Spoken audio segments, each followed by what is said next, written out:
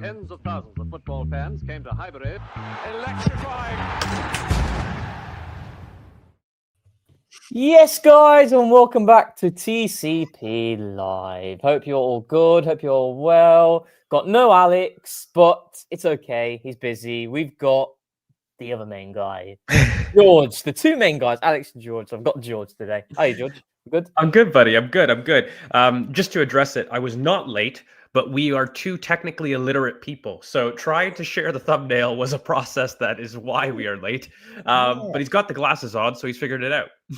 Oh my god, yeah, I was getting a bit stressed out with the thumbnail. I just couldn't get it to share, but we got it sorted in the end because it is an elite thumbnail. I have to say. But no. Hopefully you guys are all well. You're doing good. Tell us how your day has been. Tell us how you're feeling, because I think yesterday was just such a fun day, a fun evening in the game. There's a lot to talk about, which we will discuss. With general housekeeping to do first, Andy Alvarez 1915 becomes a YouTube member. Thank you so much for joining the community. We really do appreciate it, and we hopefully will not let you down. And the same goes to Your Music Nerd as well. Your Music Nerd. Interesting. I am the opposite of musically inclined. I think I sing, I play an instrument, and people run. So I am I am not very musically inclined. How about you? Do you got an instrument that you play? Oh, back in the day. So you can't do recorder. It was the flute, but it was only for it was like a week. It was a week. I got my dad to pay for the flute, and it was like £400, which is a lot of money back then. It's a lot of pounds. Yeah, it's a lot of money back then. And I decided to play it for two weeks, and I thought I don't like this, which didn't go down well in the G-Van household. Were you ever I know my mom was in love with the piano, and she's like, I can't play the piano. You will learn to play the piano. That lasted maybe a month, but yeah, I don't know. My brother plays the violin, and he's quite good. He's to the level that he can hear a theme song and try to replicate it on an instrument. Oh, really? He's pretty decent. Yeah. So he doesn't do it anymore. And my fiance tried to say, what are the odds that you could play a violin for us on the wedding next summer? He's like, nope. Nope. Yeah. Nah.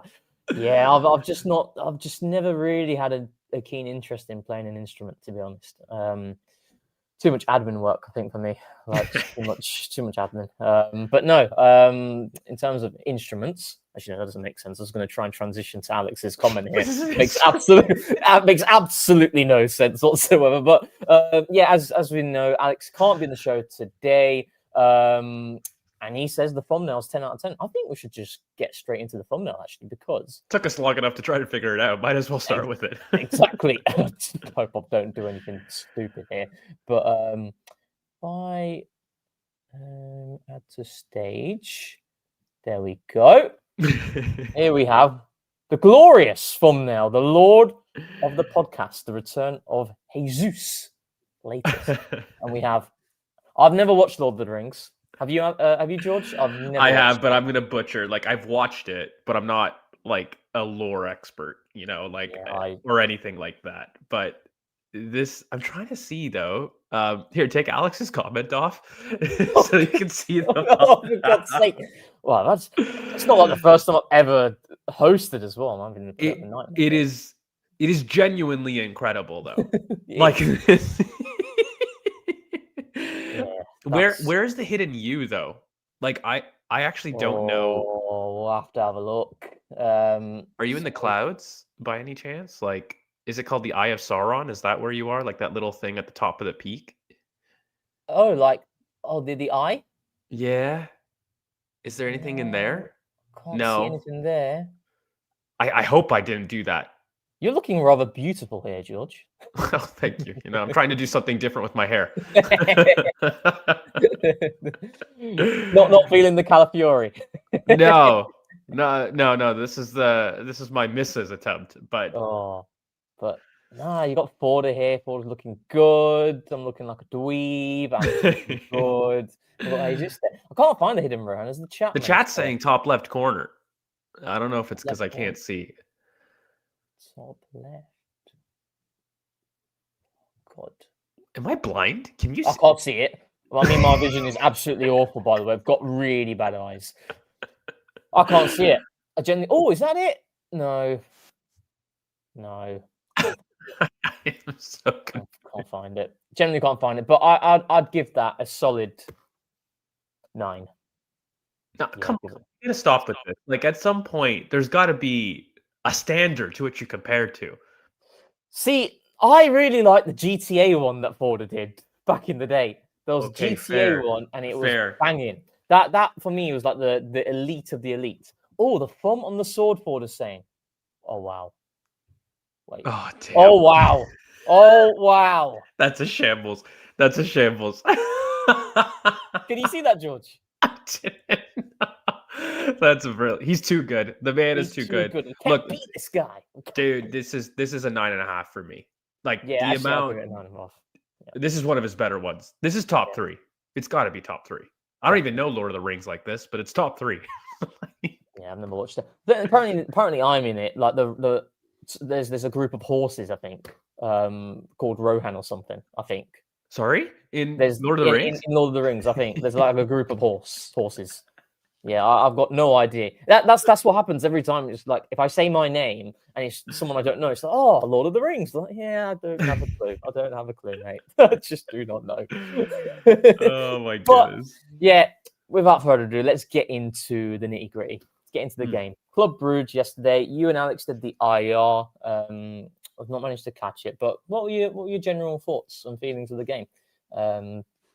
I thought it was fun. Yeah. I mean, I think people, I don't know what people think, but look, the first 20 minutes, I think it was a case of the team kind of getting used to each other. There was a little bit of chemistry involved in that. But generally speaking, it was a day for the bench, and it was 2 worldies scored, 3-0. Calm night out in European football. And actually, I was thinking this, and maybe this is where, like, we'll talk the game, so I don't want to take it away as you really lead me into a segment, but I was just thinking this morning. Have you deeped our Champions League record since we've returned? It's absolutely nuts. It's absolutely insane. Like, I don't think people have understood because we weren't very good in Europa. Like, it was absolutely a concern in which Arteta, I don't think, performed well in Europe. Yeah. And since we've been in the Champions League, we have been utter dominant players. I mean, mate, first year back to go with the PSG performance, which, by the way, I still maintain that leg on balance of play, we should have won it. And it was one of those where I felt, look, you got to finish your dinner, so you accept losing. But I didn't feel like we were the second best team in that leg at all. And then you talk about it, bro, no losses, 17 goals, 1 conceded. Yeah, I'm sorry. What? Yeah. And it's also the teams that we faced as well, right? We played Bayern Munich, so like that high octane game that everybody was looking forward to. For me, a really convincing win, like a really convincing against like arguably the best team in Europe at that time. And then you got, the first game of the Champions League was against Atletico Bilbao, and they had not played in the Champions League for I think it was like 20 or 30 years before they featured there, and going to that ground as well. And at a time when we played Atletico Bilbao, they'd only lost, I think, 2 or 3 games at home over the past like 1.5 seasons. And to go there and win 2-0, that kind of set us going in the Champions League. And then you got games against Atletico Madrid as well at home, in which they've done well this season as well. And it's always a difficult game against Diego Simeone. And now against Club Brugge, I don't know if you caught the game against Barcelona. I caught a bit of it when they played them, and they looked decent. And I thought they looked decent as well in spells against us. And we've really gone through this Champions League group stage like with ease so far. Like with very little apprehension for me. Like I've not felt stressed at all, really, largely in our Champions League game so far. So it's fantastic. Yeah, it's brilliant. And look, I think if I'm really being honest, yesterday was more fun for me than anything because I feel as though we sometimes are a little bit too hard on ourselves. Yeah. And I have a look at maybe the last 5 games as being kind of an inkling as to why. You look at 2 wins in the last 5 technically, so we've had a moment, people want to say, which I don't really think is fair, but there's a moment, right? And 2 wins in 5, and I don't think you can ask for much more, to be honest with you. And there's a lot of just interesting performances. Our usage of different players was excellent. I thought that, look, I just want to shout out Norgard, who I think has come under criticism. And our usage of Norgard, I think, is very fair criticism that needs to be directed at Mikkel. Yeah. But broadly, I thought Norgard was brilliant in the game, and more for his leadership and understanding of the different rotations in build-up. And that was the thing for me, a little bit less than any technical or passing range, because for me, the game in front of Norgard, he performs quite well. Most of the times in which you feel as though he struggles, even for Brentford, is when he's running back to goal. Yeah. It's not always 100%. It's in fact incredibly like 7 out of 10. Like it's nothing much better than Zubamendi. But with the game in front of him, Norgard is a very good player in terms of anticipating duels, in terms of meeting play, and also just understanding where he needs to be available. I saw a lot of organization from the back, so that was brilliant. Then our wingers were incredible, and I don't think this is being talked about enough, but both Madueke and Martinelli, this isn't a one-game thing, Rohan. They have been brilliant all season. Yes. And maybe this is something for us to talk about, because genuinely, even prior to their injuries, they had both been bubbling. I mean, Martinelli's on 5 for 5 in the Champions League, mate. It's crazy. And have you seen the range of finishes as well? It's like it's been incredible. It's absurd. Like you've got the finish against Unai Simon to set it going, 1v1 through on goal. Then you've got the Olympiacos goal again, anticipating after the Gyökeres shot is saved in the box, alert. You've got Athletic Madrid as well, Atletico Madrid. That was a fantastic finish. A really, really good finish. The Bayern Munich game, a little bit of luck for sure with the touch, I'd say. And then yesterday as well. I think with Martinelli yesterday, now I watched every single Arsenal game back twice. And I cannot recall a goal that Martinelli has scored outside the box, cutting inside and hitting the far corner. We've seen Martinelli many times cut inside and look to seek the far post with the cross coming into the half space. Arriving into the half space, but I've not seen him score that winger-esque type finish, the Iron Robben type finish that you want your wingers to be able to do. And maybe, that kind of goes back to the point that you've had before, where Martinelli isn't an out-and-out winger. So, to expect him to have that finish and hit it consistently is perhaps a bit unfair, but I feel he has it in his locker, though. This is a super nerdy point. In terms of his ball striking technique, Martinelli's an instinctive finisher that I think is very inventive with his finishing, but as far as power goes, is not something that is up there. I mean, even the goal, when you look at it, is dug out in a sense. He definitely wraps it, but he almost gets underneath it quite a bit. It's not somebody that's like head over, short back lift, and it rockets off his foot. It's not a clean strike with the laces. He very much is somebody that prefers that kind of inside the toe finish, I like to call it, as opposed to going through with laces. And that is why, for me, I've never felt he's got that winger finish as often into his locker, because the whole idea of a cut in is that you're able to generate power with a short back lift. It's from a standstill, bang. But the times in which you reference that he's coming in, by the way, to go far post, if you noticed, all of those are when he's on the run with momentum and able to carry it with speed. It's not from a standstill, shift, cut in, shoot. It is very much the times in which we've been able to see it. And that's because, for me, I think he's got a power issue fundamentally in terms of how he likes to strike the ball. And that's why I felt that it's more of a box type finishing when you look at it. And in fact, if you look at his goal catalog, it would surprise me if he has anything more than 15 to 20% of his goals outside the box or from a standstill. Like, if you look at the category, if he's on the move in the box, then great. Like, that doesn't really address my point. It's more of the shift shoot outside the box, shift shoot with more than 10-yard finishing. I would love for somebody to do that very niche analysis, because he doesn't have that. And then conversely, Madueke does. And the Madueke finish is absolutely brilliant. He was brilliant from 0 to 90. I think Martinelli, you could argue, the first half struggled. And then I agree.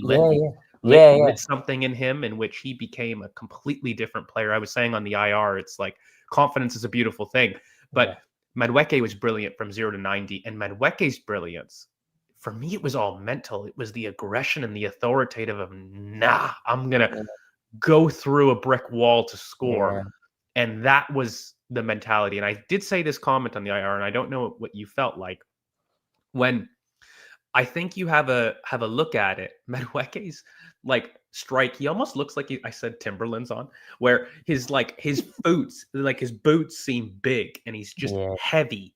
but he can whack it very powerfully. And he has this like that finish, by the way, is repeatable for Madueke. He's got that power from distance. He doesn't need a very long time. He doesn't need to be on the run. That is him on the run, but he doesn't need it to execute that finish.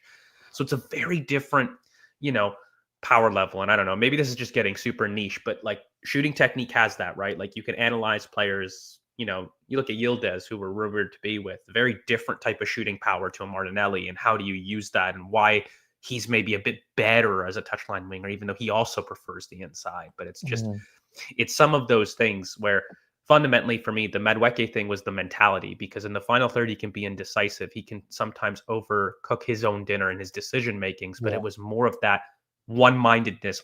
I'm going for a goal. Get out of my way. I'm burning the building down to get out. And, mate, it's just brilliant. I mean, that's a big rant, but I think a question to you is like, us being able to have these wingers as depth who have been bubbling all season, it's not a one-off. I think they've been brilliant every single time they've come in, is absolutely incredible, because we've gone from lacking width, depth to just Saka to now having genuine options that I think is leading people to maybe mischaracterize Saka as having a poor season. That is my ultimate conclusion. No, I we were talking off air about the depth and the quality that we have across all areas, and how they've really lifted their game or have allowed us to have these sorts of performances when we have rotated. I mean, against Brentford, for example, we rotated quite heavily in that game. And look at the performance from specific individuals like Madueke in the first half against Rico Henry. And I think with Madueke, I've always felt like, the player, the talent is there in abundance. It's like if you're looking at a winger and you're looking at the main ingredients that you want from your winger, it's quick. And when we're talking about Madueke, he's top percentile in terms of sprint speed and acceleration. He's ridiculous. He's a freak athlete. He can beat you from a standstop, as we saw in that goal, or on the run. He can go both in and out. All it is with Madueke is about, can you consistently put it together when it matters in the final third? Because I think even the people who perhaps aren't too keen on Madueke, they can What do you think he acknowledge- needs to do, just to pull on that thread? Because look, I think everybody sees the Rafinha and the Bale-esque comparisons, and I think those are, they're in the vein of the type of player he is. But what do you think he actually needs to do to solve that decision making? Is it purely experience, time, and the platform? I think it's repeatability in sequences, personally. So if I put someone in the same space or in and around the same spaces consistently, and I make that as repeatable as possible, and I train that, I optimize that at training level, I think that can translate into consistency and output on the pitch. It's like with Raheem Sterling when Mikel Arteta and Pep Guardiola were speaking about it in that All or Nothing documentary when they did it for Man City. They're talking about Sterling as someone who is not clinical. It's not in his game, right? So how can we create an environment that allows Raheem Sterling to be as clinical as possible? That back post run and allowing Kevin De Bruyne to hit the ball across the face of God, and Raheem Sterling's there for a tap-in. He still missed loads of chances. I mean, you go and talk to Man City fans when they went out to Monaco all those years ago, with the Mbappes and Thomas Lemars and Falcao's and that team. Raheem Sterling missed some absolute sitters in that game, but Raheem Sterling was able to hit big numbers, and his productivity for Man City in key moments was big because it was consistency in the specific types of runs that he made. And I also think with Madueke, we've seen, 2 goals now around similar sorts of timeframes, the Bayern Munich and yesterday, the back post run. I think you and Alex highlighted it in the scouted as well. Alex was telling me about it, and I spotted it as well when I was rewatching the Chelsea games. Even in games in which Madueke wasn't good, I would spot him make that run, whether it's at the back post, whether it's peeling in front, whether it's making the run in between centre backs, time and time again when the ball was on the far side. I think what you're already seeing is a small glimpse of Madueke being able to notch output by just simply making that run. And he keeps doing it, and he's going to get numbers from it. And we've seen 2 goals already there. So I really do think it's about repeatability and trying to get him into certain spaces consistently. And if you can do that, and if it's repetitive, it becomes more muscle memory, I think, and that will allow him to be more productive. That's how I see it. But how do you kind of see it? Definitely needs repetition. He not to get too meta, he really strikes me, not just strikes me, I know how much he commits off the pitch to improving his craft. There's no motivation point I think you need with Madueke. And the way he was able to deal with his situation just screams as a very, he himself is his harshest critic vibe. In a sense. Yeah, exactly. And it's kind of, so to me, it's like, it is more about giving him work to do because this is a guy that just wants it, right? And it's more about feeding that energy because I think sometimes with those types they overthink. Like I think even Raheem Sterling, it had nothing to do with the fact that Raheem didn't know what he needed to do or he wasn't able to pull off what was being asked of him. It was that he would overthink it in the moment. And I think encouraging somebody to play on instinct is probably one of the biggest things that you could hope for a coach to do because giving them far too much input for a guy that already has a lot of input is where I found it doesn't work. So if I've got somebody that's a student that is actually going to go home and do his homework, I'm not going to continuously go over these steps in order to do it. I'm going to more control what makes him nervous as opposed to the actual process because he's going to do the process. I don't have to worry about that. Whereas somebody else that I need to get like in love with math, I'm going to have to make games in order for him to understand it and like reach him on a different level. But somebody that's already there, it's got a love for the process. So I ignore process. I think he's got to do the work ultimately. So that's where the repetition on the training ground comes in. But it's more about talking to Madueke when he's doing that and genuinely giving him competition. So what I mean by that is don't just make the back post run against mannequins. I would have William Saliba say, track him. Yeah. Get like, and one of my biggest things is like active versus passive practice, I like to call it. So passive practice is getting the skill down, which is where I've always shared that story of tying the string to my defenders. You love trying that to one. get them, trying to get them to understand distances in defense. That's what I would call passive. I'm telling you exactly what I need because right now you're struggling. However, active process would be, okay, I'm going to restrict the defenders to not be able to cross a certain point in time. And I'm going to have an extra attacker join a 5v3, a 6v3. So let's see how you actually do it with down a man. See how you guys communicate and how your distances are. That's active practice. To me, the Madueke thing is, yes, you can practice the back post run about when to do it. But then now I want somebody who is going to lock in on Madueke to make it harder because now he knows, but he might have to find a different solution when I got somebody tracking him. And he's got to be able in that moment to know, oh no, we need to do the back post run. And so it's more of those things for me when we talk about practice. And I mean, look, I don't have to tell Arsenal what to do, but I think that's the best way to reach Madueke because he's got a personal coach that I know that has had a relationship with Alex. And I think like the things that they've been able to, talk with each other is that this is a guy that's so particular about being the best and maximizing his talent. So I don't need to worry about it. It's more for me, I think, controlling the environment about what gets him nervous, making him understand the why he gets to that point. Because once he does, game over. And that switch is just about experience and trying to culture. Yeah, and I think that like in terms of that back post run, it's like don't always make it if you don't feel it is the right run to make in the moment as well, right? It's like if the space is there to attack the front post, attack it. If that's your intuitive feeling, that's going to allow you to generate a bigger chance there. Then do it, right? So like I think it's, and I think also it's about just like Madueke has found himself hitting a bit of form.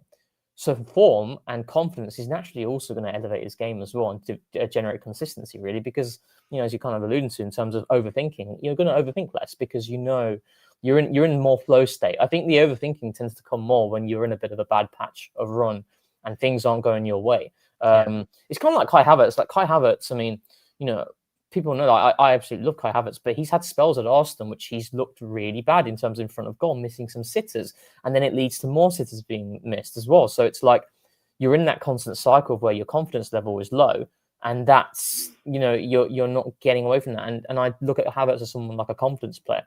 I wonder if Noni is a bit like that as well. When he's in flow state, you start to see him really ratchet it up, where he's always going to beat his fullback.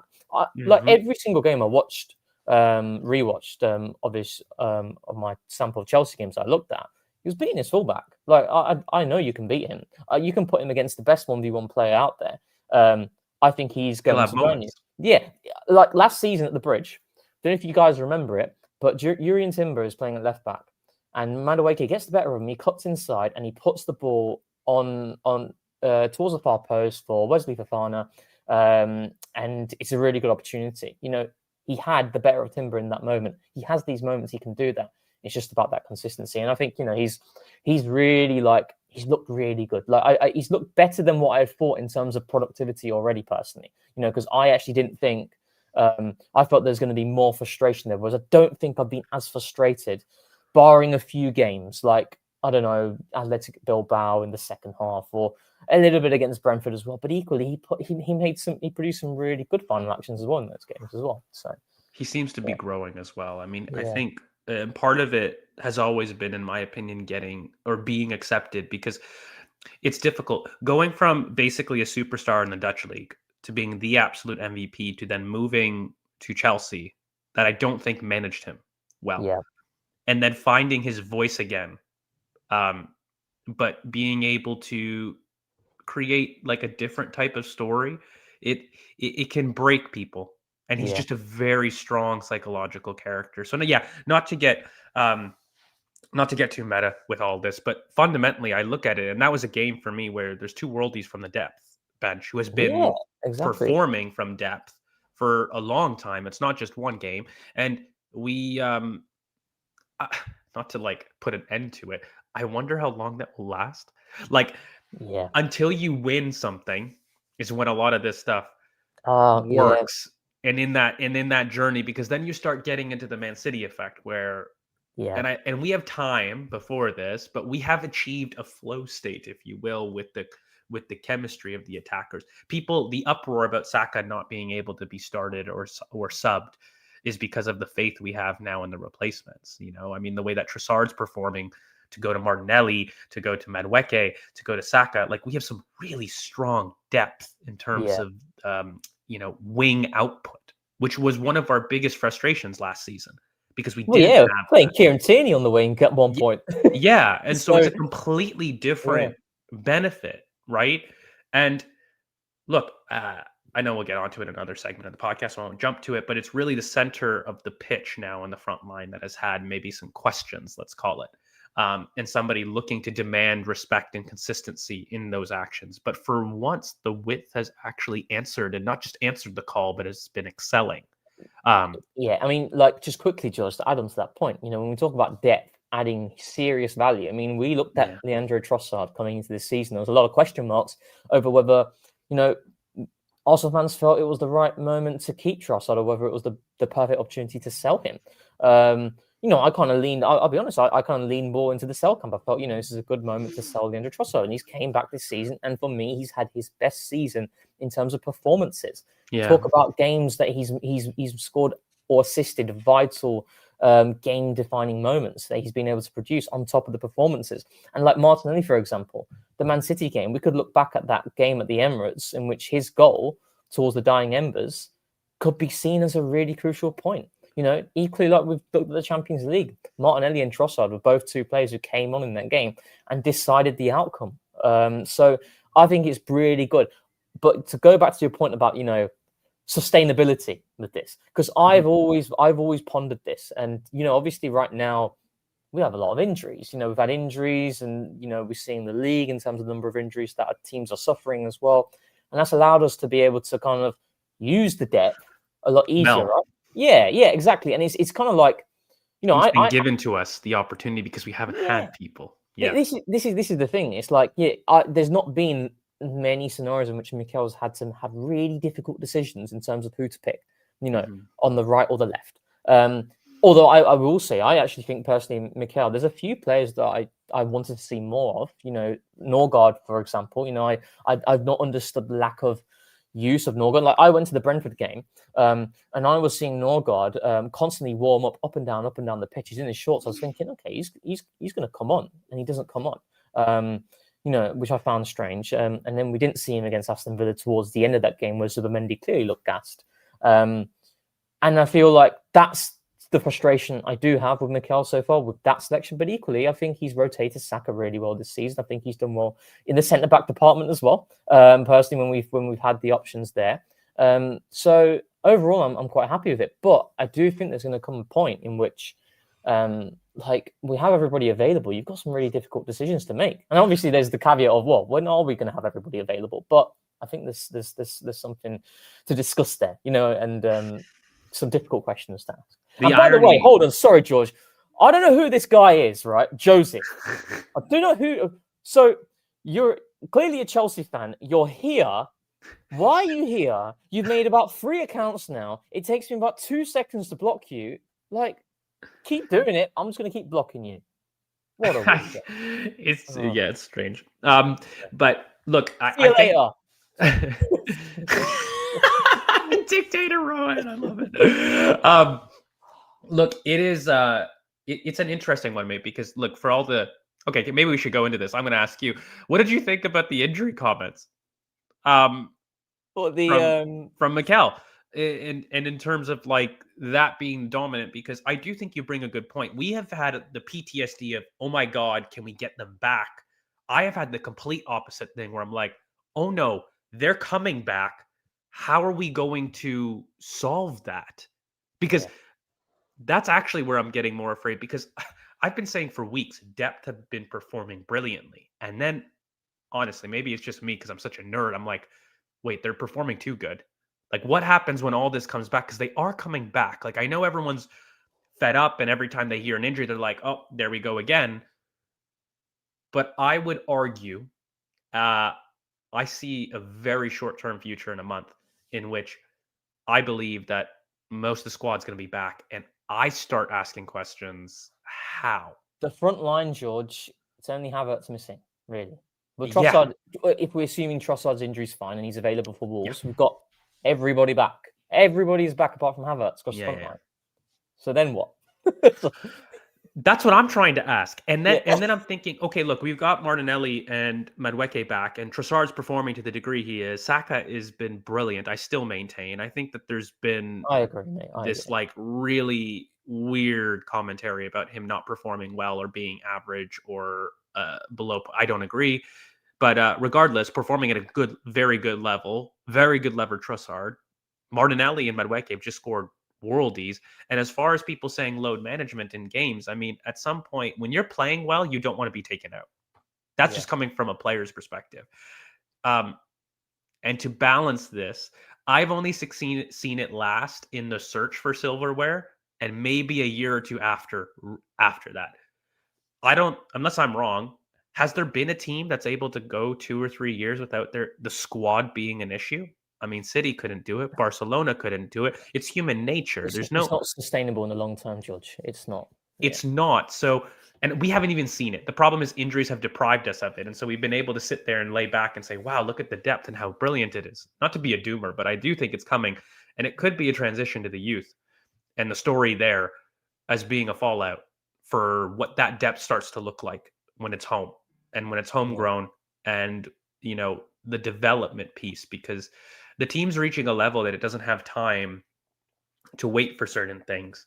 But I don't want to take it away from you, because I'm sure that will be its own section in general. Because along with Norgard, I will say I had an Ethan section on my IR. I don't think he's been treated fairly this season. As in his minutes, would you say? He's been too good in his cameos and what he's shown to be not given more minutes. And the minutes that he's been given, for me, he's excelled in and should have been more. And I understand. I said this on the IR for Bruges specifically. I think the fitness team wanted legs in Odegaard. He needed the 90 because he wasn't lasting. He really wasn't match fit in the previous game. He gassed out at the 65th minute, right? Yeah. However, so the fitness team, I think, wanted in this very specific game, Martin, run your legs out. You need to get through a 90 fitness-wise. I think that's the main reason, but I can't deny the way that Ethan came on in that cameo, mate. He has been brilliant every time this season. In fact, I would argue he scored more last season, but he's been much more influential in open play, much more complete both in and out of possession in his cameos this season, and he's showed a better level base level and floor in his cameos than he did last year, despite scoring more. Yeah. So For me, mate, yeah. Like maybe we could kind of break it down on the players in which we felt we should have seen more of, in which Mikel could have managed a bit better, right? So I think we can agree Norgard should be playing a bit more than what we've seen. You know, he's been available for a while now, and like the entire logic of the Norgard signing, and I said in the summer in which, you know, I like Norgard. I've seen a lot of Brentford, seen a lot of Norgard. He's a good player. He's a solid player. He is a good player. But for me, it was more of a case of like, I wanted something else personally. I wanted a different athletically. type of player. Yeah, exactly. I mean, we could touch on it actually, the midfield against Bruges, because, you know, as fun as it was, you know, actually let's just quickly go to that, because and then bring the point back to, you know, squad management and Ethan. Like, so I said today, and I still need to rewatch the game back, but ultimately, that game against Club Brugge, and from what I saw against Barcelona as well, it's going to be a running game. Now, we have prioritized rotating and getting minutes under the belt of specific individuals. And you field a midfield three of Zubimendi, Rice, Zubimendi, Marino, and Ødegaard. That's not an athletic midfield three, right? It's not a midfield three that is going to run over large distances and be effective. Now, I was saying that the running that you saw Club Brugge do to our backline is part and parcel of that midfield three. And I know the GABRIEL and the Salibas will help, certainly, to mitigate that. But ultimately, when it's a man v man scenario, we were pressing man to man, the centre-backs will have their designated man. If there are other players running in behind them, they can't stop them as well. That's down on the midfielders in the middle of the park. Like that one sequence in which they play it out, they play it to their right-hand side, they play the ball inside, so Mendy's late to get there, and then he plays the clip ball over the top for, I think it's, can't remember the midfielder's name, but he's running off Marino. So that's Marino's man. Plays a beautiful ball, so Zubimendi doesn't get there. And the moment that ball is in behind, Hincapié and Norgard have their designated markers. It's then Marino versus that guy. And Marino can't keep up to the pace. That's just part and parcel of the midfield three. And that's where the Rice contingency is something I have worried about. And that's where I wanted someone slightly different to Norgard personally in the summer. But yeah, I don't know what your take is on that. But the problem that I've got with it, so I did speak about this a little bit on the IR, but Arsenal's back three rotation didn't want Hincapié central center back. And it happened a couple times in the first back, I think more because they were learning their positions. And what really we wanted to do was a little bit less of that, having more Norgard be the central center back, having Capier overlap with Miles slotting in the hole was the preferred rotation, I think, a little bit more so. We didn't see it too much in the first half, and we were having some troubles with that positioning. And that was because they wanted a Miles in that pivot, because we knew that Ødegaard would overload deep and go next to Zubimendi. And if I was to isolate that as a back two, that's a slow pivot. I don't know how else to say that. It is. You know, and so when you're talking about people following off Marino, who, by the way, isn't the quickest himself running back to goal, you're having people like Zubimendi and Ødegaard trying to defend that space in a turnover, right? And that's not ideal, you know, fundamentally. And I think Miles wasn't able to be in the midfield as much as he wanted in that first 25, 30 minutes. Had a bit more joy as the game went on, and Norgard, I think, was a big part of facilitating that. But I thought even then, the problem is Hincapié can't go too much farther out because he knows what kind of pivot he's got. And Miles can't vacate because he's the only physical presence down there. So there was a bit of like this people fighting for relevancy a little bit, which I think hurt us controlling the transitions. And Forbes actually had some joy with that, who I thought was actually quite good. Surprised me a bit. He was former Wolves, you know. He played for Wolves before, and he was really good against Barcelona as well. But yeah, no, I agree with you. And it kind of, you know, maybe looking at that January market, and for me, that's certainly something that I would be looking at. But then again, it's a case of, you know, the squad's big. The squad is big. The squad's big. There's a couple ways to deal with this, mate. Like, I mean, I'll be honest with you. I can't beat around the bush. I think Miles's use this season has been something I've criticized. I think him being in midfield is something that we need to lean on a little bit more. There's a couple of issues for me. Just if you're going to ask, right, Marino to play in midfield and to play behind the ball I get frustrated. That should be Miles all day long for that role, and especially without Rice. And I don't even think it's perfect, by the way, because Miles isn't a perfect Rice comparison. Miles is somebody that's a little bit more of a box-to-box. The Rice position of last year, sure. The Rice position of this year, a little bit different. And it comes down to recruiting something, because I don't think we've got the talent to do what we want ultimately. So it's going to be a recruitment hole, fun, like as a bare minimum. But I do think that Miles needs to be the second choice midfielder when that pivot's not in there. And I mean in midfield, not like make a decision between Zubamendi and Odegaard and then have Miles there. Like you need that leg, that ability to snap from the center of the pitch to the wing.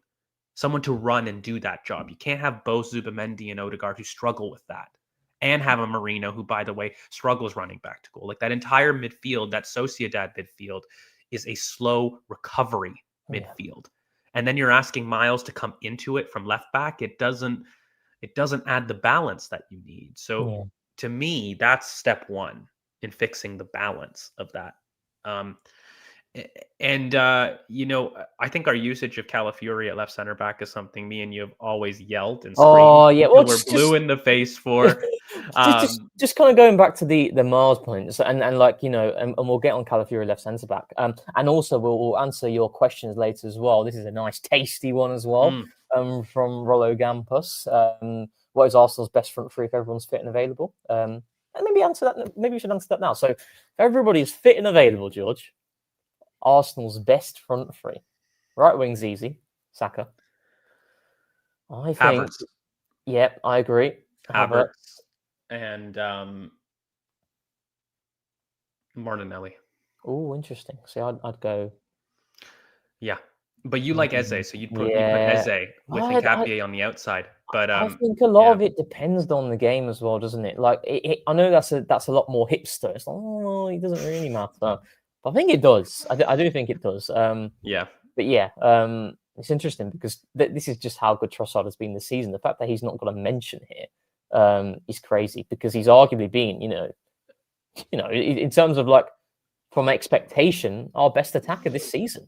For sure. It's not like you don't, but I think that the reason I'll say it, and I'll explain it. When you have Havertz, who's going to drift naturally to the right to overload to get Saka inside, you need somebody capable of holding the width effectively. Now, ultimately, you want that player also inside, and I think I've never stopped, but I look at Eze, and I think that's a brilliant attacking midfield. I said it back in preseason when we were scouting it. So him in 10, didn't you? Yeah, I wanted him in the 10 a bit more. And I just think that him cheating left with a Martinelli winger is a prospect I have been begging to ask for with Nkapie left back. That is what I want. I would like to see our attacking midfielder drift left to hang out with a Martinelli left wing and a Nkapie on the outside. That is the type of left-hand side dynamic I would like to see.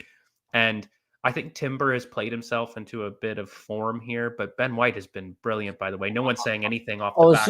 It starts with that. Three back-to-back 90s for Ben White. I think that's really important. So it's like, going back to the conversation about, like what players do we feel could have been used more? I completely agree. I think Oneri could have certainly been used more. I actually think probably his only poor game this season that I've seen from what I can recall, it's probably against Slavia Prague. I didn't think he played well against Slavia Prague. But when we're talking about games against Nottingham Forest coming on, against Elliot Anderson, one of the best midfielders this season, who for me is going to be arguably one of the next, we're talking about big money signings that a City could be making, for example. And Ethan Waneri was fantastic against him. Against Leeds as well, when he came on, I thought he looked brilliant as well. I thought he did well against Port Vale. Obviously, it's Port Vale, but still a strong performance there. So I actually think he deserved more minutes for sure. And maybe that's one though I'm not going to be super critical of because of the options that we have. But yeah, that's certainly one. Can I ask you something though? Yeah, sure. So we've done it though with Odegaard injured, and that was the type of minutes he received. Yeah. I joke and I always say Bournemouth loan with Semenyo. Genuinely, I'm looking towards the market for Ethan because this agree. Was the time. Yeah. Like if I was to build a scenario in which Ethan needed to have minutes, it was one in which Odegaard was injured. for quite a Yes. bit. Yeah. And then he wasn't played in that scenario. Now, when Odegaard's back, and like, look, I know that my theory of Eze on the inside was a little bit theoretical because we hadn't seen it from Palace, but I think he's shown a proclivity to it. So we've seen sample to it. Oh, I love that word. So there's at least like 2 surefire attacking midfield options now. And when he's back fit, like Odegaard's not going to have a season-ending and just injury, you know. So he's back now. Where are the minutes when we have clearly told him no right wing? Like I am worried about it, and I can't ignore it because I've been upset he hasn't got the minutes. Then I'm starting to say, okay, well, Odegaard's going to be fit back half of the season. Where are the minutes for him? Yeah,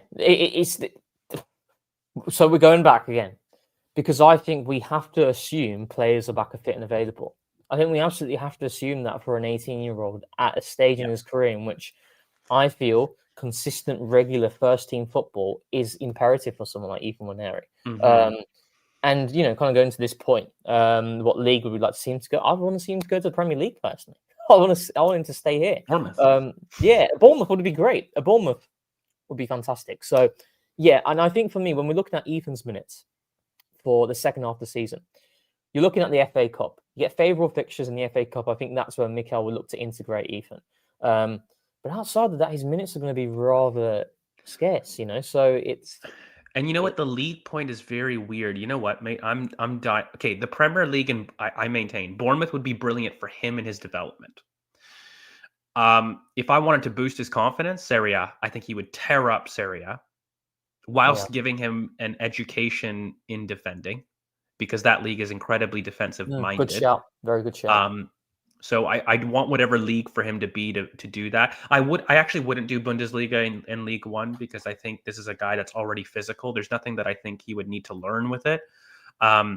So I choose Bournemouth for the pressing that he would learn with Areola, who is so big into that. And then I would choose like an Atlanta, in Serie A, somebody that does focus on the counter press quite a bit. But I think Serie A would be a league that he'd be brilliant in. And it's also the second best league for me currently amongst the top 5 leagues. Like, I think it's raised for me. And ironically, the Bundesliga, almost even with League One, and I'd even put League on maybe slightly above the Bundesliga. It's really fallen from grace, in my opinion. Great talents, but the general level of the Bundesliga is not brilliant. Yeah, no, I think they're really good shouts. I mean, there's another one for Ethan to Palace. Personally, for me, I wouldn't go for a Palace. I mean, I look at the way they play under Glasner. Warden's got that role. Yeah, exactly. I mean, the what you're looking for Ethan in that system is really one of the outside players as part of their nominal 3-4-3. It's either Jeremy Pino or. we got a little joke about that, me and George. Jeremy Pino and is Melissa. And I just don't think that team's going to suit him.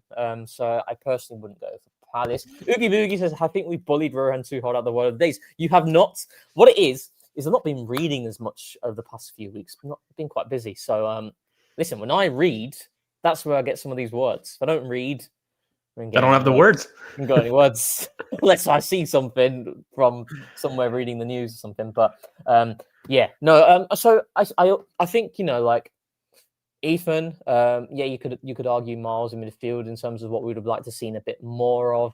Norgard for sure. I'd actually also add Ben White to this as well. I think Ben White has been available for so long now, and we've only really started to ramp up his minutes recently. I felt we could have seen him a bit more in other games. I think Ben White's been available since when we're talking all the way back to like West Ham. He's been available to play, and we've not really seen him used. And I feel like this was crucial though for him, Rohan. Like sorry, just to jump in. Like I'm with you. The problem is injury wise, he was caught in a bit of a cycle, and I think player and staff are unsure about how to go with it. And but I am with you because he is so important. And what I will say, maybe just like this. Yeah. And he definitely was rested. So like I can sympathize, but now that he's done 3 games on the bounce, that was so good for him psychologically. He is back physically. I don't know about you. Actually, that's probably it. Do you have any reservations with Ben from what you've seen in the last 3. Like, I think he showed a physical level that is completely back to previous injury levels. I don't see a different physical player personally. I don't know how you feel. I feel Ben. I've actually been really encouraged by his intensity and his running power and how he's been able to get up and down. If I'm being critical, the only thing I've been frustrated with Ben White was against Aston Villa in the second half. I felt defensively he really struggled against Maatsen making those, and I felt like Maatsen was peeling off him quite consistently in that second half, which was frustrating. But I think when we're talking strictly to your question about Ben White and his physical capacity, I've been so happy with what I've seen. Like, so happy. I thought he was excellent against Brentford. Like, really, really good. And like, for me, like I said, it's not just about managing Timber. Ben White offers things that Timber does lack, you know. Absolutely. And that we can use that. He's a valuable asset to the team. And yeah, I'm really happy to see him because, you know, I kind of feel, even though he's had these injuries, I kind of feel at ease when I have a Ben White available because I feel like and it's probably not the best way because it's kind of hampered him, what we've seen now in terms of the injuries that have started to accumulate, but it's someone who you can rely on. You can rely on him to be able to play regularly week in, week out. But maybe they're a little bit more apprehensive about that because of what's happened in the past. But yeah, I'm really happy with Ben. So yeah, for sure. I think let's go to the super chat from Oogie Boogie. Reading time fun, Bants. How's your FPL team? Right. I'm going to try and log on to the FPL because we've not looked at the Cannon Podcast FPL League for a while. So if you are in that league and you are here, do let us know where you sit and we'll have a look at that in a bit. Just Thomas said it's 5 points ahead of me. Oh, it's close. It's close. I've been quite regular with FPL this season as well. But yeah, I'll get to that in a sec. I kind of want to bring the conversation now, George, to the big conversation that is happening all over Arsenal media. And it's the centre forward situation. Okay, fine, guys. I will call Calafiore and tell him that he can come on the podcast. Yeah, it is. It's a convo. We're in solution mode. If you would like to see my true thoughts, please refer to the IR. I've said what I've said. I've kind of planted my flag in the Gyökeres camp for what has been so many times. Like, I've done so many videos on him. I do find myself a little bit repetitive, so I don't want to go over old ground, and I am in solution mode. So solution mode, George. We love solution mode. George. Yeah. Like, it's solution mode and genuinely to help him because I do think that probably the biggest thing, though, that you can help me on is like I'll pin my flag. I have maintained his staticness in the box is the major problem. Yeah. I know his limitations with the hold-up play. I did not need, I didn't need confirmation bias. I got abused and rinsed for it, like with the videos. But I said, look, the hold-up play, I'm telling you guys, he'll never be good. And I actually am not demanding him to be good. It is the box movement that I have a major problem with. Yeah. Especially for a striker of his type. And sorry, just to go on a bit about this, because I think a lot of people have sat there and there's been this whole point about he's a different type of striker. The demand was never for him to be a false 9 target man, ever. When you're talking about a channel running 9 who has excellent box movement, sorry, Aubameyang was able to have a ratio of nearly 1-2, if not better than 1-2 in an Arteta system. Yeah. It has nothing to do with the profile and the system not matching the profile and some of these things. No. The issue with chances and what's happening with Gyökeres is there's a little bit of both. There is definitely a team adjusting to that striker, so I'm not going to ignore it completely. But we have changed, Rohan, and I think that we have been absolutely brilliant as a team in being more vertical this season. So I really reduced the amount of team criticisms not supplying Gyökeres and not playing his type of football quite a bit, because it ignores the type of football we've played, how we've been far more creative, far more willing to go through the center. Our XG is through the roof. We are ignoring how quick we tend to go long. If anything, haven't struck that balance well enough. I think we've gone too long, too early in many times. So we have adapted. Is there more that we could do? Of course. I think there's always more, especially in the channels and releasing the balls. But again, my biggest critique in the scouting was the staticness in the box. That was always my biggest frustration. Yeah. The staticness in the box is something that's really frustrated me. it's really frustrating because I'd expected a bit more from him in that aspect, because I think with Gyökeres, he's never going to be the technically clean footballer, and I don't need him to be. Yeah, and I labelled him in one of the podcasts in which he can add such value to this team, and he still can do. There's still a lot of time for him. We're going to have a lot of patience with him. He deserves that time as well. But I was kind of like, he is the ugly duckling of strikers. That's just how I view Viktor Gyökeres. But that's okay if you're going to give me the output. If you give me the output, I'm willing to park that. Aubameyang's a really good example, actually. Aubameyang is one of the best goal scorers that we've seen over the past decade. Regardless of where he goes, he scores goals consistently. When he had that record-breaking season, he won the Golden Boot joint with Salah and Mane in the 2018-19 season. Aubameyang was feeding us scraps, but he'd make moments and he'd produce magic because his movement was fantastic. Like, his movement is elite and dynamic. Yeah, I think with Viktor Gyökeres, that, like I said, the biggest frustration is I'm seeing him and the ball is put into good, promising areas, and I'm not seeing him get there. It's so frustrating. That's for me being the biggest frustration, because I didn't spot that from the few games that I do watch of Gyökeres. I felt his movement wasn't going to be a big issue, and that's something that you and Alex pointed out on. And I think so far it's absolutely correct. You know, there's still a long time to go. And I think for me with Gyökeres, so I tweeted this out, and I don't want this to be like a Viktor Gyökeres hate segment, because he's still got a lot of time here and he deserves our support. But I think if you're going to go with the narrative of, if you think Viktor Gyökeres, since he's joined Arsenal Football Club, his best attribute that he's had is he's occupied centre-backs, then you don't really rate him that highly. If that's your main argument, say Viktor Gyökeres is doing well because he's pinning centre-backs, Viktor Gyökeres hangs on the last line. If a centre-forward hangs on the last line, it doesn't matter who it is, they will occupy centre-backs. They will create space for other players. You know, so you do that at a baseline. So that's why I'm asking more from Gyökeres. He's had some good games. Thought he played really well against Burnley. Thought that was his best performance. Did okay against Leeds with the 2 goals, although I didn't think he had a good first half. Newcastle first half I thought was really good.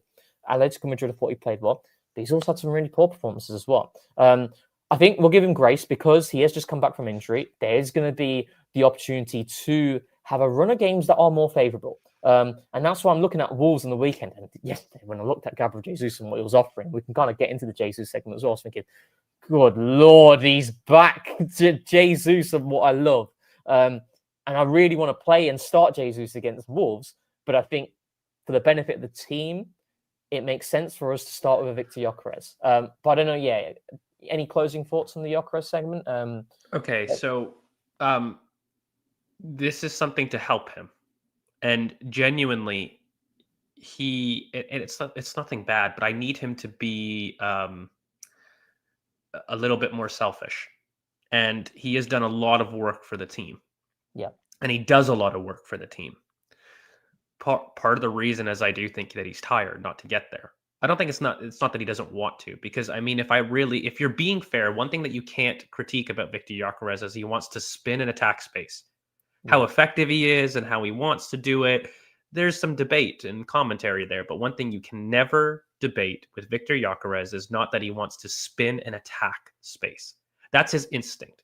That is something he's brilliant at. That's something that he needs to be. And, you know, I think that his work out of possession is incredibly commendable. We absolutely demand it as a team. But if I was somebody who was a striker that was on the last line, you know, if my question is, why aren't you in the box? But I make that excuse for the Havertz, the Jesus, because they're doing things between the boxes that we need. But when you're not doing those things and you're also not in the box, that's when it's a problem. Yeah. So I think if it's more of a case of letting him play into his instincts to spin behind and attack space, but also don't rely on the corridor as your only spin to attack space moment. You know, I would say we need to have a little bit smarter movements. Where I look at the Madueke goal, the second goal for Bruges, by the way, the ghosting back post, that needs somebody attacking it very hard. You need the skill of a Gyökeres there. Why don't we see the ghost back post more for you. When we're looking at those things, the Rice cross that he's been doing lately a couple times in which he is far left and he's trying to find Madueke to go back post. That needs a Gyökeres type striker to go and attack the 6-yard box with power, tension, aggression. If I was in suggestion mode, I would like to reduce the 2 or 3 runs of a game he makes in the press to funnel more of those opportunities, because then I can understand the line. And by the way, that will worry defenders a lot more. So it's not even just a space thing, but it's more about, listen, be a little bit smarter in the areas that you drift and occupy. And yeah, I would take a couple less runs in the press if it meant more movement in the box, more willingness to ghost back post, etc. Because I think it'll work for him a bit more. And to be fair, that first time cross, again, I referenced the Declan one because that's the cross that I want Gyökeres to attack, both sides of the pitch. So I think Declan's done it, but Hincapié left back, which we still haven't seen, is going to do that quite a bit. So yes, I know he likes the left to spin and attack channels, but in terms of the box, you should be crashing the 6-yard box a bit more. And you've got an ability to really be influential there. I saw it versus Coventry. It's not that he doesn't have this, by the way. It's just about changing priorities a little bit. And yeah, it's just knock off a couple of your press runs to do a little bit more of that. Yeah, I like I said, and I think this kind of comment about Havertz giving him grace and Viktor will come right as well. I'm personally someone who always gives players time. Maybe I sometimes give players a little bit too much time, which you kind of know you approach the dead end with something, but you still feel, maybe, a few more games here and there. But I think with Viktor Gyökeres, there's still going to be a lot of games for him to play and to get better. And I think he will get better. But I think right now, if I'm being completely honest with you, and like I said, I know he's come back from injury, but when we look at all of his games so far, I think he's been below average. I think he has been, and that's how I feel. Can he get better? Absolutely. But it's certainly one to wait and see. Because for me, George, just to kind of close this segment off, when we look at Havertz and Jesus, I don't know if you did, I've never had the feeling of Gabriel Jesus and Havertz of, we're not finding them enough. We're not getting them into the positions. They're always available. They're always available. The problem, this is it. The problem with Gabriel Jesus and Kai Havertz is they miss sitters. They will always miss sitters because that's the type of player that they are. But they generate big moments, and a large reason for that, outside of obviously the team being very good around the collective and the quality that Saka's delivering and whatnot, but their movement, they're active in the box. Jesus is a fantastic mover in the box, but his conviction can leave you feeling really frustrated. That was the whole issue with Gabriel Jesus and Kai Havertz in the box. And that's why, for me, I'm looking at Viktor Gyökeres as someone who is a better finisher. I'm thinking, okay, if these chances fall to you, I'm going to get better productivity. But then that's down on you to then show the movement. Make the run. Exactly.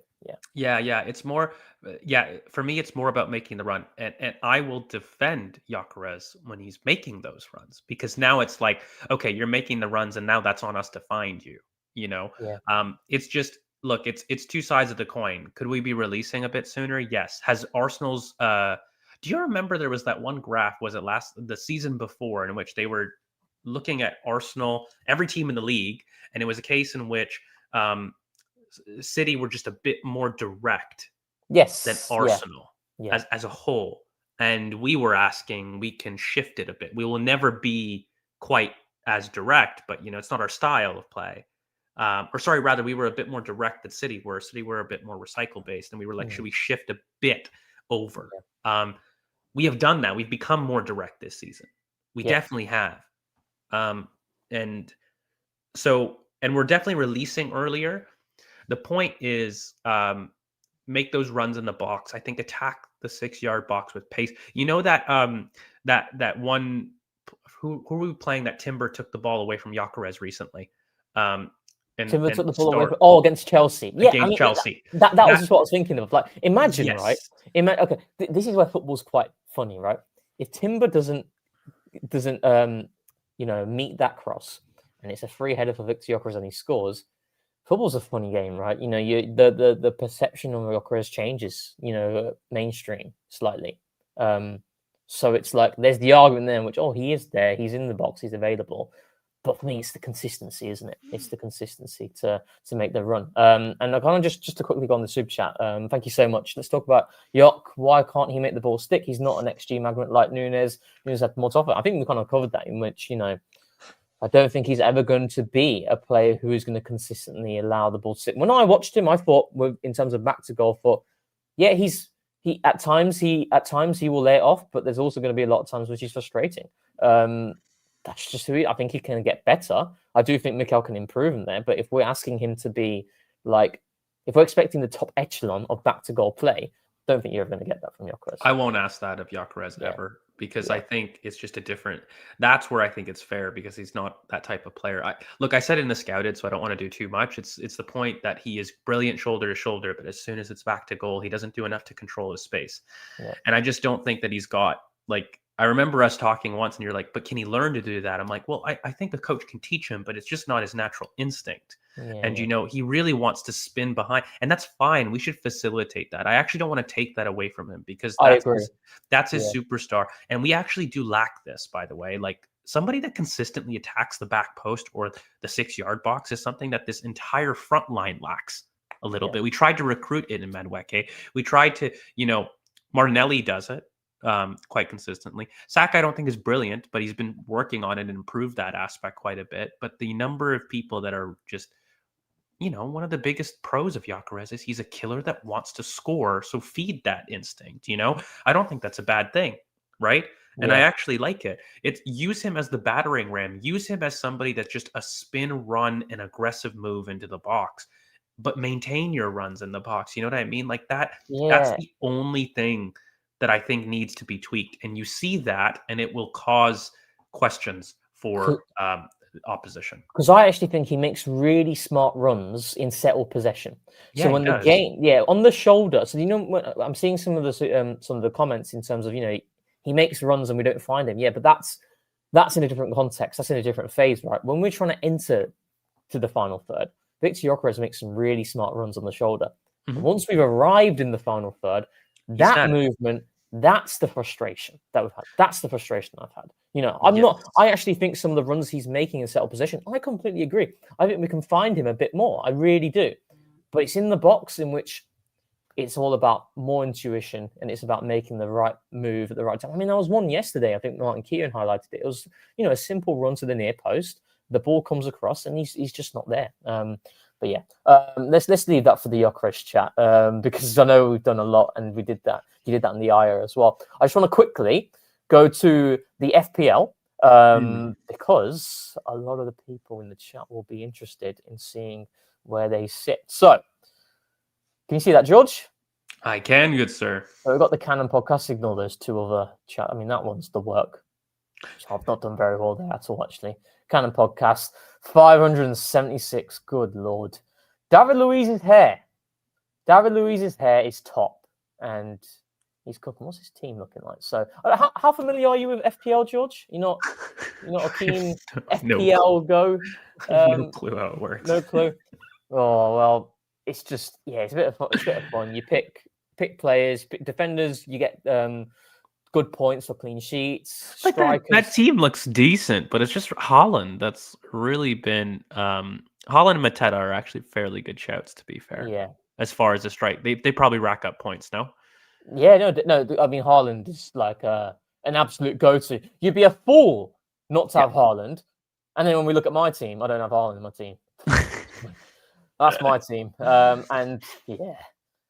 Oh, okay, Walter Mata, you got Mateta. I got Mateta. I've got Danny Welbs in there. And yeah, I mean, I kind of like, I'm struggling now with Eze and Saka. I mean, with Odegaard back, is Eze going to play as much? Is he going to be consistently playing on the left wing? There's a debate there. So I had to get Foden in as well. As much as it pained me. But he's had a good season this year. Yes, yeah. What's Minta been like? I actually haven't really focused. Like, he's a player I've loved for a while. Has he put it together? No, I haven't. As in, like, Brighton. Frustrating. Yeah. Frustrating. Minta, I watched some games and he's electric. He's fantastic. I remember earlier on in the season when they played against Spurs, he looked really good. There's other games in which he's difficult. He's another player though. He has the raw talent. Yeah, he has the quality, but it's the final third play and some of the decision making. I think it's actually a lot worse than Madueke's though in terms of decision making. But I think Minter's younger. I think. They're close, aren't they? Isn't Madueke 24 or 23? Madueke's 23. Minter's 21. Okay, so 2 years younger. Yeah. 2 years younger. Yeah, but yeah, he's a pocket rocket, Minter. But yeah, my team's a bit dead. Not gonna lie. Need to improve there. But yeah, no. If you guys, anyone in the chat, where do you sit in this league? Yeah, I will definitely. We should try to find a winner award. We should try to do that. Like, what's a good winner award for a fantasy win in the Cannon Podcast FPL league? So I know there was. It's a bit off topic, but I do know that there was this one league that I know someone was in, and the forfeit, the person who finished last, and there was like 12 people. If you finished last, you have to sit in a McDonald's for 24 hours, and you have to be filmed, and you have to be there for 24 hours. You reduce your time per hour by every burger that you eat. So if you have 24 burgers, then you can leave. That was the forfeit. I might be like exposing myself for a fat ass.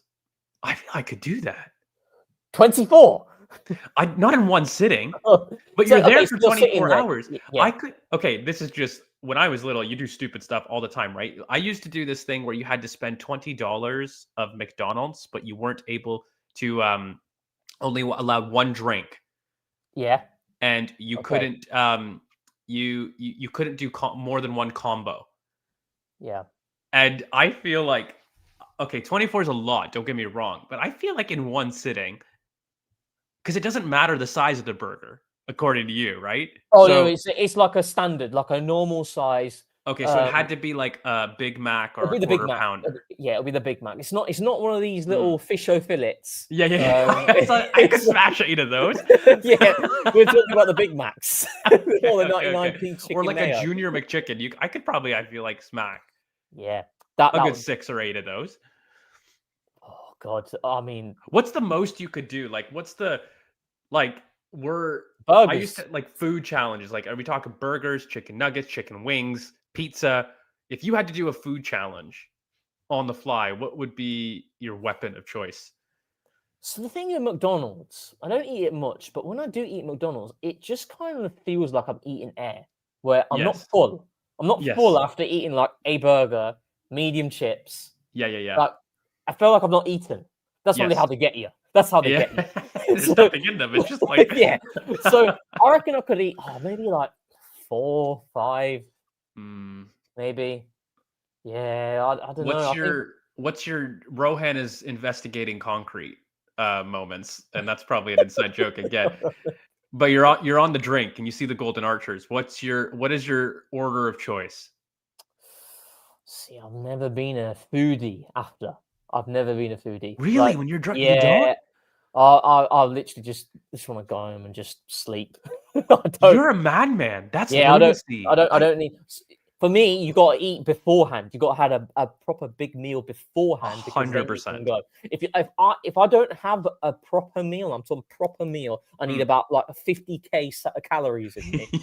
I'm done. I can't do it. But if I eat, then I don't want to eat after. I need a carb load. It's like I'm going out, for sure. But no, man, like when I just water. Give me some water at the end, and I'm good. Like after it's all done, I need some water. That is the most savage routine. And I'll eat in the morning.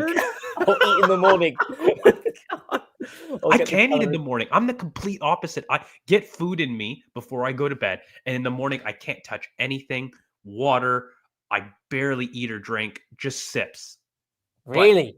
But, oh my God, I can't. And especially if I've been sick. If I'm like really not well, I cannot. I think if I'm a McDonald's Oh, ghost pepper ranch sauce with some chicken nuggets slap. That Oh, is what? What's probably that? like ghost pepper ranch. It's like this like sauce that's like kind of hot mayo, a little bit with Yeah. some of the chicken nuggets. That would be get me in there. 20-piece ghost pepper ranch sauce. Jeez. Bang. See, the normal person does eat after. You know, it's usually the staple in this country. I don't know what it's like in Canada, but it's the kebab. It's a kebab. Oh, I It's would love greasy. It's Oh, oily. we don't It's got have that, and it pisses me off. Like, I'm Greek. I would love that shit. Like, that would be the prime thing. For us, yeah, it's like burritos, yeah, which is burritos as well. or Yeah, yeah. poutine. Have you ever had poutine? It's such a Canadian thing. Have you ever had it? No. Okay, so it's chips, yeah, cheese curds, and they put gravy on it, and it melts. Wow, So it's brilliant drunk food, 100%. that's gonna fill you up. Shout out Smokes Poutine if they want to sponsor us, by the way. It's brilliant. And they do so sometimes you can put different stuff on it too. Like some people go nuts and they'll like do pulled pork, for Yeah. example, like shave pulled pork in that. Like something like that. But no, I don't like a poutine. Like that's too heavy for me. Like I would probably do chicken nuggets. I love me a pizza. Can never say no to a hot pizza for me. I'm But not too thin, keen on pizzas, you know. but thin. I like a Yeah. thin slice. Yeah, was it Don't like what? like thick. Oh, okay, yeah, I like thin Like a crust. thin crust. Yeah, thin crust. It has to be Thin thin crust, crust. yeah. If I go out and eat pizza, it has to be thin crust. It's Yeah. I don't want to be when I'm cutting it. I don't want to be going. Ugh. But I'm just gonna go, and it's done. Easy life. Yeah. Yeah. But no, Yeah.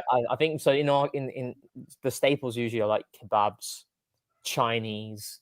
You just want something Ooh. really greasy. That's why, like in the morning after, like a fry up is something that's really big in this country. Like bacon, sausages, hash browns, black pudding, Oh, see, I couldn't eggs. survive. I feel like I get that. I'm probably weird though. I can't touch food. I can't. I do like sips of coffee or um or I'll do like a late lunch. Like 1 Yeah, p.m., 2 p.m. is when I start eating yeah. post.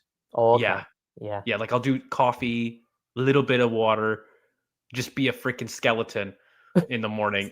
And I'm so old now that I can't recover, man. Like it takes me 2 days. I couldn't even I Yeah. wouldn't even be that bad, but I cannot recover now.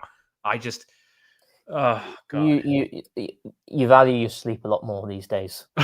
Yeah. That's all I'm saying. You do. And I don't know about you, I have zero shame. Like because maybe it's being an old thing. Like you go on the night out, like doing dares. It used to be like, oh, I got to get a couple of drinks in me before you do that. Now I'll just do the dares. Like Yeah. I don't want that. Oh, to be honest, I still love it. I do love it, but frequency wise, yeah, I can't. because for me it's like I know the following day is just a write off. It's just a write off. Like I'm just not going to be able to do anything productive. God, And we have just shown our like fat men tendencies. Should we do like what? Okay, thoughts on a salad? Like what's okay? Maybe not just salad, but Yeah. what is your best healthy go to? You've done this. You've damaged your body. We have gone on a night out, and you're like, oh, I've got to change. Every guy's had that where we. Just like a salad, like anything salad related. But I need to have eggs in there as well. Lots of eggs. Oh, do you? Yeah, eggs. Okay. Get the protein in. Avocados as well, like an avocado, Mm. lettuce, onions, eggs in there. Get a cheeky bit of like, the black pepper, chili powder as well. Just Oh, that's kind of good. Yeah. That's what I like. I think okay. My diet's pretty good. I eat pretty cleanly. Yeah. Because I just for me it's not a case of like I just feel my body feels better if I eat clean. So I'm going to eat clean. So yeah. Look, I'm Greek, so I love me a bit of like just classic souvlaki is like very clean. Oh, It's I just had a lot of that in when I it- went to Greece. When I went up in Oh. souvlaki, gyros. Is it gyros? Yeah, euros. Yeah. Yeah. Gyros. Oh, it's quality. Absolute quality.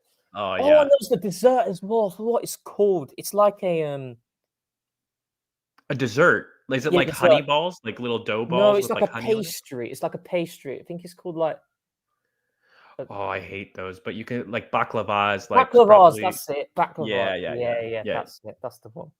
Yeah. And That's by the not way, healthy. I think all the Greeks are gonna nail me. By the way, guys, I know it's gyro. Okay, I know like the bottom of gyro. Okay, I know. Yeah, just to let you all know, I can speak it properly. But there's also this thing where it's again a kind of more of like a Greek thing, but just simple barbecued fish. But I like it on the charcoal. I'm gonna go super Really? Matthew McConaughey here. Yeah. Light up the charcoal, okay? Give me let it heat up, okay? Let it heat up for I don't know, 15 minutes or so, yeah? Get it nice and hot, 500 degrees Celsius. I'm showing my true dad energy here. Let it burn off the grease beforehand. Smack on a really nice fish, okay? Then you've got a little bit of blend, a little oregano, lemon, and a little bit of oil, fresh olive oil, yeah? Had a little bit of salt on it. And then just like mix it, yeah? Now lather it, okay? Have it 10 minutes on the Barbie. Lather it every like 10 minutes a little bit. Take it off the grill. Now we are talking. A little bit of that, a little bit of cucumber, tomato, feta cheese salad. We call that a little choriatiki salad, which is just really simple. Cucumber, red onion. You're sorted. That is Do you it. like cooking, George? I love cooking. Same. I love I that's like- such an old man thing. Yeah, the other day I made like the banging like G-Van chicken curry, like absolutely banging. Like I have told you this. Okay, you know what? First off, I need to come London. You need to show me a good time, but I need you to show me Indian cuisine. okay, right. It's Tell not the me health, what to do. it's If not I the was an health, entry who can handle right, spice, it's- I'm not, it's- one of those that can't. it's not the healthiest. I will say we do add Flavor quite a bit. bombs. We add quite a bit of sunflower oil. So you put the oil. You got your pot. Put your sunflower oil in, heat it up, and then the onions. The onions are key. You have to have the onions. Got to make sure it goes brown, and then let me start again. You got to add your cardamom sticks. You got to add your bay leaves. You got to add your cloves. Add them all in, and then you put your onions in. Wait for it to go brown. Then you start to put your masala paste in. So we have turmeric powder, chili powder. I know what it's called in Gujarati, but I forgot. Cumin powder, Okay. and then is it cumin powder? Oh, it's like the little brown. I don't know what it's called. And then you got to have your ginger. You've got to have your garlic, and then you throw that in there, and you wait for it to go really gooey, and then we put the tomato, chopped tomatoes in. You can usually use like you could dice them yourself, but that's what we do. And then wait for that to go gooey, and then throw the chicken in there. And then just the key is to add this green garlic that we have, and also the garam masala at the end, to really give it that extra flavor at the end. You're checking with the salt and whatnot. And finally, the big one, I absolutely love it. Coriander. Coriander is banging. Like, gotta have the coriander at the end, and then you're good to go. I need to get into some curries, and I wanna Sean Dyche maybe should teach me a thing or two. That guy knows his curry. There's a bit of that. I think he knows more than me. I'm telling you, he knows more than me. Sean Dyche's knowledge of curry was elite, like genuinely, absolutely elite. My goodness. But no, we have digressed so much. Sorry, Classic guys, fashion. but this is TCP Live. Let's move back. Let's move back to I think to end the show really. Get your questions in. Kind of did want to build the Wolves 11, like our Wolves 11 for Saturday. Yeah. But what are you feeling, George? Let's just assume fitness, like most people. I mean, who are we taking out? Calafiori's unable to be selected. Calafiori's unable. Yep. Let's say Timber's fit, yeah? Timber's fit, yep. Yeah, I'd probably go Ben White, obviously David Raya, Yuri and Timber, Capier, Miles. Yep. And then it's interesting, isn't it? Because I would go Rice, Odegaard, and Eze. I'm okay with that. I think Alex has said that on the IR, and I'm okay to give Zubamendi a rest, yeah? Yeah, I mean, I think for me, Zubamendi's 90 minutes kind of suggested to me that he's not going to start. And I actually do think with Mikel in that West Ham game when he started with Eze and Ødegaard. That's not something that he would just do once and he won't do it again. When Mikel has an idea, he will trial it again. We've seen it with Mikel Merino at right centre mid, in which when people were frowning at that last season against Bournemouth away, you think, oh, I never want to see that again. Well, Mikel's picked it for a reason because he believes it can give him something. So I think I will say, though, if we do that, it needs a Martinelli over a Trossard, even though he probably won't do that. Like, knowing him, he'll play in the form. But, like, if you've got Eze down there, then you need a Martinelli as a touchline or a Madueke touch. Like, it needs a touchline winger down that side if you're having a 4-3-3 with dual eights. That's the one thing. I would go Madueke. I would go Martinelli. Yeah, I'd go Martinelli, and I'd go Saka, and I'd go Jesus. Don't kill me. Really, would you? I'd go Gyökeres. The reason why I'm going for Gyökeres is because I think it's a good game for him. Like, that's the reason. If you're telling me, if we're going by performance, and obviously it's a one-game sample since he's came back, Jesus, but that one game, oh my God, that was classic Jesus. It was the jinky, it was the quality in deeper areas, and it was the big chances missed. I thought, he's back. He is back. Yeah. It's just I think Wolves. It'll be a really frustrating start, and the game will be horrible to begin with no space. And I just don't think I'd swap. The only reason I said is Jesus to start and Gyökeres to finish, because I think that's when the spaces will be. I want us to break it open first. I think it's going to be a horrible start. I'm going to be real with you. They're going to sit in, and try to keep us out. So the first half will be terrible, in my opinion. Just really poor. So I need the movement. So I think I'd probably do that, and then I'd have Gyökeres come on. I think he needs a goal. He needs a goal. Yeah, that's for me why I kind of felt to give him the go ahead immediately from the start. I mean, I watched Wolves against Man United, and oh my god, they were awful. But they're not going to play like that against Arsenal. I just don't think they're gonna operate in that manner, which will be interesting. But I still think it will be convincing. I think we'll get the job done, and I think we'll hit 3 goals. I don't think they'll score. So, yeah, what's your score prediction? Yeah, I could get behind that. I think I don't know, for some reason 4-1. 4-1. Oh, you're giving them a goal. I'm giving them a goal. I don't know where they're going to buy it. There's just something in me that's not logical. I'm going to give them a 4-1. Yeah. A lot of people are saying this is going to be like a classic, maybe a 2-0. Just probably much better against the worst team in the division. You're expecting like an absolute bloodbath, and it's just like a measly 2 goals. but we shall see.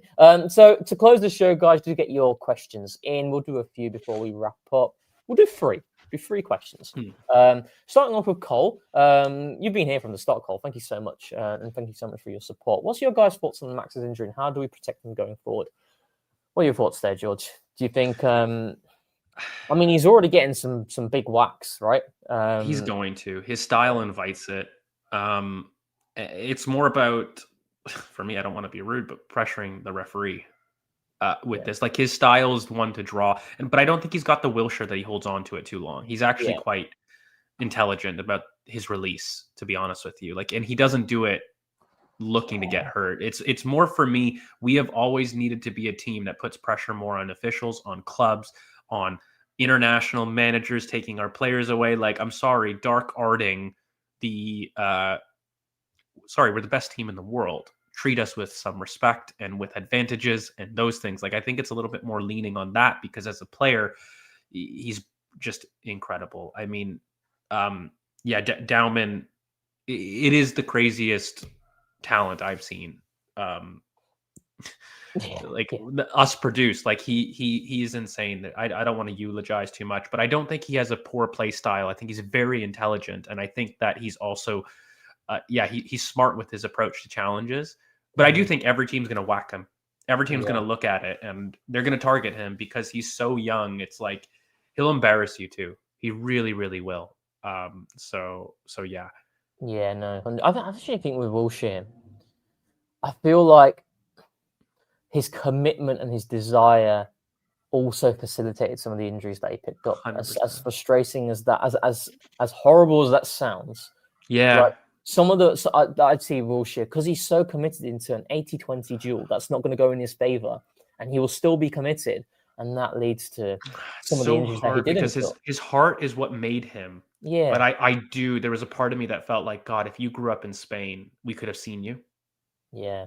Just in mentality, the way that they value that type. Because look, it was a Spanish play style with the heart of an Englishman. Yeah. With all the pride that came with. Smash into him, do these things, and like it was, which you got to respect. I mean, what are we saying here? Like, don't be committed, you know. But I do think it led to a little bit of injuries that he could have avoided for sure. Absolutely agree. Andre, thank you so much for your comments. Thoughts on the rumor that Salmon is going down the Saliba to loan route before getting regular first 2 minutes? I mean, you know, this is not just for Marley Salmon, but I think this is something that we want, right? It's the ability to have consistent game time at a time in which I've always felt if you're not going to learn much more playing academy minutes, there is no point in you being in the academy anymore. If your future doesn't lie at Arsenal, then let's look to move towards a sale. If his future does lie at Arsenal, and we know how competitive Arsenal are, then he should go out on loan. But he's 16 though, isn't he? But Rohan, he is. But I'm telling you, mate. Look, you guys are going to stay here because you guys are true warriors of TCP Live. So I will tell you my opinions. This is a Miles Ethan level talent. Marley Salmon. Remember, he is the best defender I've seen us produce. Full stop. Insane. You've heard it here. Insane ability. His ability to bait the press and his composure under pressure is absolutely. I like that long ball he's got over the top. I think I saw it in. I can't remember the top of my head. One of the pre-season games he came on. Like as a pure defender, Ballard has better instincts, but just in general, the composure that Marley Salmon displays is absolutely incredible. He is a Miles and Ethan level talent that's guaranteed for the first team. It's that level of talent. Better than Aiden Heaven? Yes. George? Yeah. By a mile. Yeah. Aiden Heaven wasn't even a center back, really. He was more of a midfield free 8 that was moved to center back to teach him defensive fundamentals. I mean, Salmon is brilliant. Salmon is absolutely brilliant, and he's going to have an incredible career, notwithstanding with injuries. But I think he will surprise people. The level, you know the Saliba thing that he baits and waits for you to engage before dribbling around and having composure. Yeah, he has that on lock. That is him. Yeah. Okay, and yeah, his first touch is just filthy, and the bravery he shows to take on, and he's actually more willing to go into midfield than Saliba is at that age as well. Saliba's got the talent, and this kid's got frankly the balls to do it. Yeah. And no, he's incredible. This is one where you keep. I debate with him. He's so good. It's one of those where it's like, why does he go out? But a center back needs minutes like that to learn. So I have no problem with him, especially with us having Mascara and Ben and Timber and Saliba and like the minutes. I don't think he'll be able to find the minutes he needs to develop because he needs another season of just playing every minute. I think and growing into his body, you know. So I mean the competition he's only 16, right? But the competition that we have right now at centre back is crazy. So these minutes are going to be, rather scarce here. But yeah, no, I'm interested in that one to watch. I kind of liked how Mikhail brought him on. Gave him his debut in the Champions League at 16 years old and put him in a position in which you can protect him a bit more as well, right back to just give him a feel for the game. I really like that. But yeah, one to watch. We'll finish with this one. Final question. With Havertz going into his last 2 years of his deal come the summer, which 3 strikers would you like Bert to sign? So instead of 3 strikers, George, you've got 1 striker you can sign in the next summer transfer window. Who is it? I don't like the strikers. I don't want a striker. Or give me a striker that maybe 1 or 2 strikers that you're keen on. That you like the look of. I have always very raw player. Because George always has a player. I've always got a player. There's at least one. So that's why I put you on the spot. Because I like Samu Omorogen. Absolutely. Yeah, you do like him. Yeah. I've liked him for a while. He's very raw. It's much more in the Sesko kind of vibe in which I feel he'll need time to grow. Like, this is prospect, so he's not coming in to really be the player, and he won't be a player for 2 or 3 years. But when he arrives, he'll be something that I'm looking for. Yeah, I think honestly, strikers. You've put me on the spot because it's honestly not something I've looked at. But I think Sam is a shout, right? Because he's getting a lot of coverage, and he looks. Yeah, he looks like a George type striker. Actually, he is. He's my classic type of striker for me personally. I mean, if I have a chance to say, I love me a left wing. So I've talked about. Everybody knows my Barcola, Souch, and my Semenyos, but from a young winger's perspective, love the physical ceiling of Jan Diomande from Leipzig, who's absolutely brilliant. But my pick for left wing has always been Bahoya from Frankfurt. That's going to be expensive, but that is a baby Barcola who I find more technical than Barcola. Not that top end athleticism, but he's still like the fastest player in the Bundesliga. It's just he's not got that standstill. Like Jan Diomande is that Mane type where he's on the standstill and he like explodes off like a bullet. Bahoya is brilliant, incredibly fast, especially on the run. But he's got that Barcola thing that I love. So I would say Bahoya is like my favorite prospect left wing out there. No, fair. I mean, just thinking about Mane, and the first thing I think about is that game in his debut season at the Emirates. We had Rob Holding and Callum Chambers as our 2 centre-backs, and he just tore them to pieces.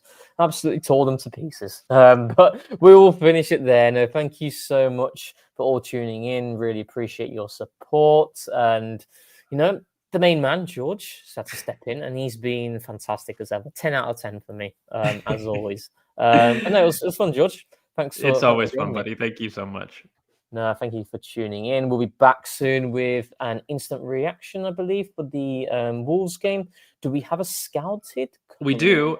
Tomorrow, guys, we will do the twins that everybody's probably asked. Like, we had to do Buati because of the link at the time, and we were planning on doing the twins, but you will have the twins. The Buati one was so frustrating in the end because by the time we released it, the contract came out, the contract extension for Lille, didn't it? So it is what it is. But those twins, they are Arsenal. They're already here. So no, that'll be a really good one. So do check that out when that's released tomorrow, like you said, wasn't it? Right, tomorrow. And then you got the IR for Wolves, and then the main podcast on the Monday. So lots of content coming in. Thank you for tuning in. Thank you, George. Thank you, good sir. Nice one, as always. And last but not least, thanks for keeping it Arsenal. Tens of thousands of football fans came to Highbury. This was one kind of queue the ladies thoroughly enjoyed. Electrifying. Ferocious for Arsenal.